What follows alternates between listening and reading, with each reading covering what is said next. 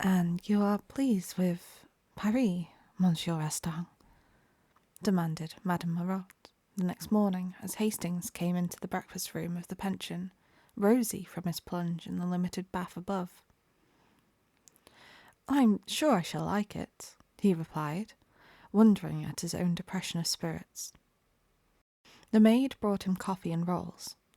He returned the vacant glance of the big-headed young man and acknowledged diffidently the salutes of the snuffy old gentleman.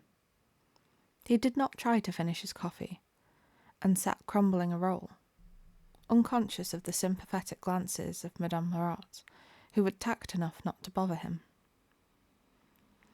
Presently a maid entered with a tray on which were balanced 2 bowls of chocolate, and the snuffy old gentleman leered at our ankles.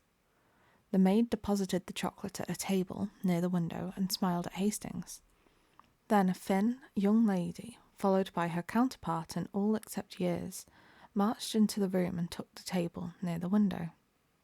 They were evidently American, but Hastings, if he expected any sign of recognition, was disappointed. To be ignored by compatriots intensified his depression.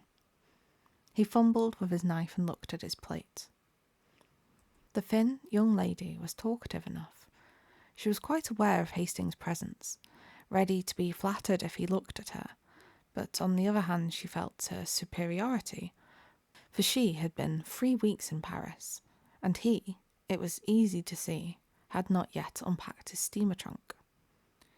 Her conversation was complacent. She argued with her mother upon the relative merits of the Louvre and the Bon Marche, but her mother's part of the discussion was mostly confined to the observation. Why Susie? The snuffy old gentleman had left the room in a body, outwardly polite and inwardly raging. They could not endure the Americans who filled the room with their chatter. The big-headed young man looked after them with a knowing cough, murmuring, "Gay old birds." "They look like bad old men, Mr. Bladen," said the girl. To this Mr. Bladen smiled and said, "They've had their day," in a tone which implied that he was now having his. "And that's why they all have baggy eyes," cried the girl. "I think it's a shame for young gentlemen." "Why, Susie," said the mother, and the conversation lagged. After a while, Mr. Bladen threw down the petite journal, which he daily studied at the expense of the house, and turning to Hastings, started to make himself agreeable. He began by saying, "I see you are an American." To this brilliant and original opening, Hastings, deadly homesick, replied gratefully, and the conversation was judiciously nourished by observations from Miss Susie Byng, distinctly addressed to Mr. Bladen.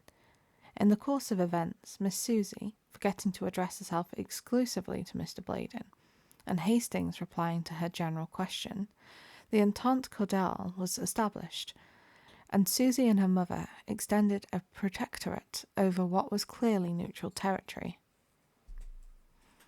"Mr. Hastings, you must not desert the pension every evening as Mr. Bladen does. Paris is an awful place for young gentlemen, and Mr. Bladen is a horrid cynic." Mr. Bladen looked gratified.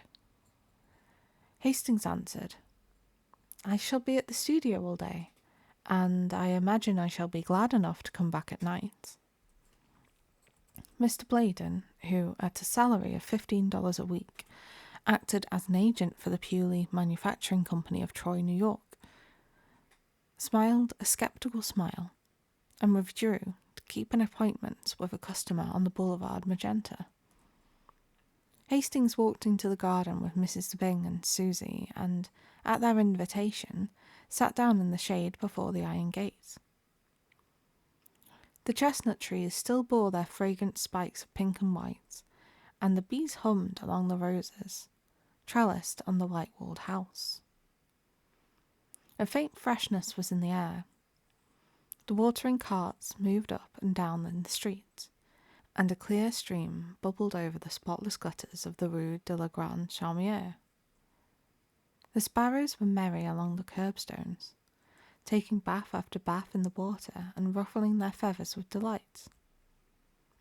In a walled garden across the street, A pair of blackbirds whistled among the almond trees. Hastings swallowed the lump in his throat, for the song of the birds and the ripple of water in a Paris gutter brought him back to the sunny meadows of Millbrook. "That's a blackbird," observed Miss Byng. "See him there on the bush with pink blossoms. He's all black except his bill, and that looks as though it had been dipped in an omelette, as some Frenchman says." "Why, Susie," said Mrs. Byng.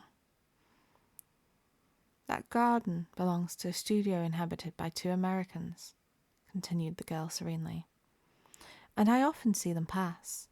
They seem to need a great many models, mostly young and feminine." "Why, Susie!"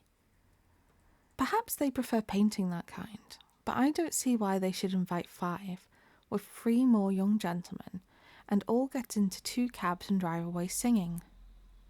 This street," she continued, "is dull. There's nothing to see except the garden and a glimpse of the Boulevard Montparnasse and the Rue de la Grande Chaumière.